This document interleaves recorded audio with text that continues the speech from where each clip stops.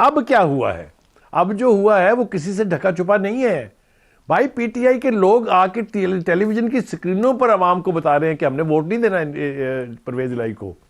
ये अभी आज की स्क्रीनें उठा के आप देख लीजिए, अगर किसी ने देखी हैं तो मोमना वहीद से शुरू हो जाएं और मजलिस मुत्तहिदा मजलिस अमल के लीडर से लेके और केपीके के वो जो लीडर ज़ई साहब हैं उन तक वो खुल के कह रहे हैं कि जनाब हम एक ऐसे बंदे को वोट नहीं देंगे जिसके पास 10 सीटें हैं और पीटीआई की 170 से ज़्यादा सीटों वाले लोग जो हैं वो उनको वोट क्यों दें। एक दूसरी बात यह है कि जिस तरीके से हाउस को चलाया जा रहा है, जिस तरीके से पहले गवर्नर थे उनके जो उमर सरफराज चीमा साहब, जिस तरह से उन्होंने हाउस को चलाया था वो भी सबके सामने है। जितने भी ऑर्डर थे उनके वो सारे गैर जमहूरी थे, गैर कानूनी थे, गैर आइनी थे।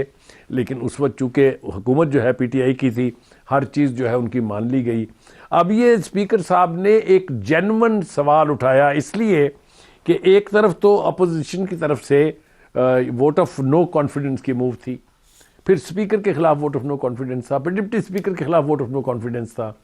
Ultimately strategic point of view से जो पीडीएम की अपोजिशन है उसने अपनी बाकी की सारी तहरीक वापस ले ली और ये छोड़ दिया मामला हाउस के ऊपर कि वो वोट ऑफ कॉन्फिडेंस जो है परवेज इलाही साहब अगर ले लें तो बिल्कुल सब ठीक हो जाएगा।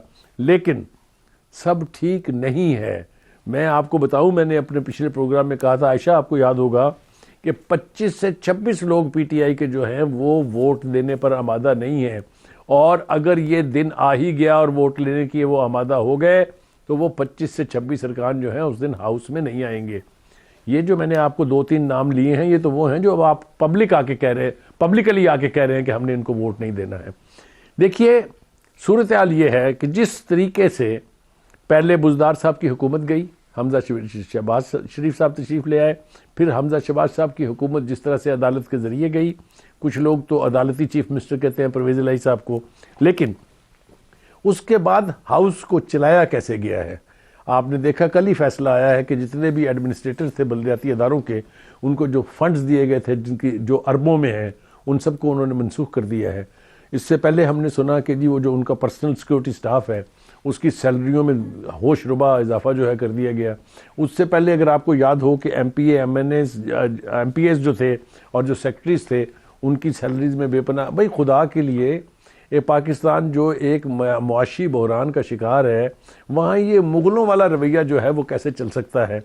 देखिए सूरत हाल ये है कि अगर तो वोट ऑफ कॉन्फिडेंस वो नहीं लेते हैं तो सूरत हाल और ज़्यादा गंभीर होगी। और ये बात मैं आपको बता दूं कि पंजाब में अब पीटीआई जो है दोबारा अपना चीफ मिनिस्टर इलेक्ट करने की पोजीशन में नहीं है और जूं वक्त गुजरता जाएगा, जिसकी परेशानी थी खान साहब को, इसीलिए वो चाहते थे कि असम्बलियाँ तहलील करवा दी जाए, मगर उनका ऑब्जेक्टिव ये नहीं था कि असम्बलियाँ तहलील करवा के यहाँ पर इंतखाबात करवा लिया जाए। उनका ख्याल ये था कि अगर केपीके की असम्बली टूटेगी, अगर पंजाब की असम्बली टूटेगी तो हुकूमत जो है वो मजबूर हो जाएगी आम इंतखाबात कराने पर। वैसा तो नहीं हुआ है, इसलिए कि हुकूमत की तरफ से राना सनाउल्लाह के बयान और ख़ुद शहबाज शरीफ साहब ने कहा कि जहाँ जहाँ से असम्बलियाँ तहलील की जाएंगी अगर होंगी तो वहाँ वहाँ जो है हम ज़िमनी इंतखाबात करा देंगे। ये तो हो गई सूरत हाल एक तरफ। लेकिन जो असल ख़राबी है, ज़रा हम उसकी तरफ आते हैं, वो ये है कि पीटीआई के 50% से ज़्यादा जो एमपीएज़ हैं पंजाब में वो नहीं चाहते कि असम्बलियों की तहलील हो। और आपको हैरत होगी ये सुन के कि मोर देन 75% केपीके की असम्बली जो है वहाँ के एमपीएज़ भी नहीं चाहते कि वहाँ की असम्बली टूटे। खुद दोनों ही सूबों के चीफ मिनिस्टर कह चुके हैं कि असम्बलियाँ तहलील करने का ये वक्त नहीं है।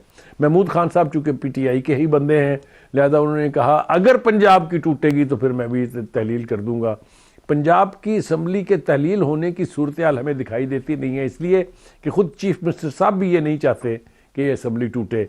तो खान साहब जो हैं उनकी ख्वाहिशात पर चूँकि कोई कदगन नहीं है, कोई उनकी लिमिट नहीं है, हर वो चीज़ जो नामुमकिन है वो उसको अपनी मर्ज़ी से करना चाहते हैं। पंजाब के अंदर बिगड़ती सूरत हाल जो है वो ना सूबे के लिए ठीक है, और मैंने पहले भी कहा था, फिर मैं कहता हूँ कि पंजाब चूँकि बहुत बड़ा सूबा है, 12 करोड़ की इसकी आबादी है, सबसे ज़्यादा तादाद है एमपीएस की 450+। तो एक ऐसे सूबे को पहले बुज़दार के ज़रिए जलील करवाया गया, फिर उसके बाद ये जिस किस्म का पॉलिटिकल अपहीवल हो रहा है, 3 महीने किसी की हुकूमत है, 3 महीने किसी की हुकूमत है, 3 महीने के बाद फिर उसको वोट ऑफ कॉन्फिडेंस लेने की मजबूरी है। तो इस तरीके से अगर इस सूबे को चलाया जाएगा तो मैं आपको बताऊं, ना यहाँ कोई तरक्याती काम हुआ है, ना यहाँ किसी किस्म का पब्लिक को रिलीफ मिला है, और यही सूरत हाल जो है वो KPK में है। तो ये है ले दे के PTI की परफॉर्मेंस, जिसके ऊपर वो इतराते भी हैं और सुबह से शाम तक लोगों को बताते रहते हैं। जहाँ तक फवाद चौधरी जैसे अफराद का ताल्लुक है जो बयानात जारी करने में कुछ सोचते नहीं है, ना उनको अल्फाज का चुनाव आता है। आपने देखा होगा जो फवाद चौधरी साहब ने एक ट्वीट की थी ख्वाजा आसिफ के बारे में कि ये जो जल्दी बत्तियां बुझाना चाहते हैं, इसके नतीजे में ही ख्वाजा आसिफ जैसे लोग पैदा होते हैं। अब अगर कोई जवाब में ये कहे कि जनाब आपके दौर में जो बत्तियां देर तक जलती थी उसके नतीजे में आप जैसे शाहकार पैदा होते हैं, तो ये कोई गुफ्तगू है करने वाली? ये लेवल है गुफ्तगू का? इतना लो चले गए हैं हम। तो मेरे ख्याल से इससे इज्तनाब करना चाहिए। सियासी सूरत हाल को आइनी तौर पर, पॉलिटिकली और कॉमन सेंस के साथ हल करना चाहिए, वरना नुकसान होगा। अच्छा परवेज़ इलाही साहब, अगर एतमाद का वोट नहीं लेते हैं तो फिर ऑप्शंस क्या हैं? क्योंकि ये कहा गया था, मुनस इलाही साहब की जानिब से भी कहा गया था कि एतमाद का वोट लिया जाएगा, फिर असम्बलियाँ तहलील की जाएंगी। PTI की क़यादत जो है, खान साहब जो हैं, वो भी इसी आस में बैठे हुए हैं। तो अगर नहीं लेते तो फिर क्या ऑप्शंस हैं? देखिए, एक ऑप्शन रह जाता है अदालत में जाने का। और अगर आपको याद हो, पिछली दफ़ा जब ये मामला अदालत में गया था, जिसके नतीजे में परवेज़ इलाही साहब फिर चीफ मिनिस्टर के ओहदे पर मुतमक्किन हो गए, तो उस वक्त वहाँ बात की गई थी कि हम वोट ऑफ कॉन्फिडेंस लेंगे। आपको याद होगा, दूसरी तरफ से ये कहा गया था कि नहीं, आप लिख के दें, आप गारंटी करें कि आप वो वोट ऑफ कॉन्फिडेंस लेंगे। तो अंडरस्टैंडिंग यही थी कि जो ही ये दोबारा सेशन शुरू होगा, जो करंट सेशन है उसके ख़त्म होने के बाद जो अगला सेशन होगा उसमें वो वोट ऑफ कॉन्फिडेंस लेंगे। अब अगर वो अपनी बात से फिरना चाहते हैं, अगर वो कही हुई बात को अहमियत देने के लिए तैयार नहीं है, तो उनकी अकल का मातम करने को दिल चाहता है। मैं इसके अलावा कुछ नहीं कह सकता। सही। तो अब ये भी तो इसके पीछे खदशा हो सकता है ना कि परवेज़ इलाही साहब को लगता हो कि वोट उनको पड़ेंगे ही नहीं, एतमाद का वोट अगर वो लेने की कोशिश करेंगे तो वो जो तजर्बा है वो कामयाब नहीं हो सकेगा। क्योंकि आपको भी पता है यकीनन कि तहरीक इंसाफ के कितने मेंबरान हैं जो परवेज़ इलाही साहब को वोट देना चाहते हैं। देखिए, दो वजूहात हैं इसकी, उसके ऊपर गौर करना ज़रूरी है। अगर आपको याद हो तो परवेज़ इलाही साहब वो पहले शख्स थे जिन्होंने इमरान खान के anti army, anti general Bajwa statements को कंडेम किया था। उससे पहले मुंह खोला था फवाद चौधरी साहब ने, उससे पहले असद उमर साहब बोले थे, फिर उसके बाद इमरान खान साहब बोले थे। उन सब के ऊपर अपनी रिजर्वेशन का इजहार कर चुके हैं परवेज़ इलाही साहब। और मैं ये समझता हूँ कि ये बहुत पॉजिटिव बात है कि जानते बूझते हुए कि उनकी अक्सरियत अपने वोट्स की नहीं है, वो दूसरों के वोट के ऊपर चीफ मिनिस्टर बने हैं, लेकिन उन्होंने इस मामले में किसी किस्म के रख रखाव का मुजाहरा नहीं किया, बल्कि ओपनली कहा, और ये भी कहा कि आइंदा अगर आप ज़बान खोलेंगे तो मैं सबसे पहले बोलने वाला शख्स हूँगा। अब भी उन्होंने ये बात जो है वो रिपीट की है। तो मेरे ख्याल से ये उनकी जो पॉजिटिव बात है, ये उन्हें आइंदा आने वाले दौर में चाहे जल्द या बदेर यकीनी तौर पे वो फ़ायदा मंद साबित होगी उनके लिए।